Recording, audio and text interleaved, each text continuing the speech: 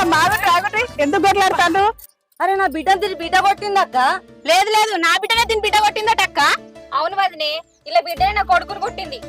సరే మీరు ఆగురు కొట్లాడకుండ్రి. అటు చూడండి అమ్మ, పిల్లలు ఎంత బాగా కలిసి ఆడుకుంటున్నారు, దానికి మీరెందుకు కొట్లాడుతున్నారు?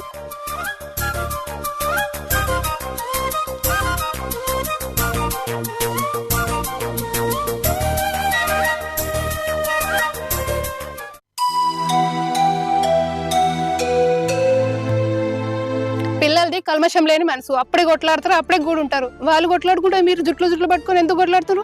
పెద్దవాళ్ళు కొంచెం బుద్ధి లేదు ఎందుకు?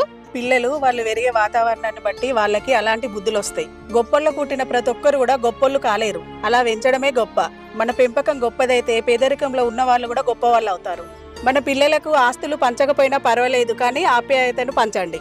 అదే వాళ్ళను ఆకాశం అంత ఎత్తుకు తీసుకెళ్తుంది. నా మూర్ఖత్వం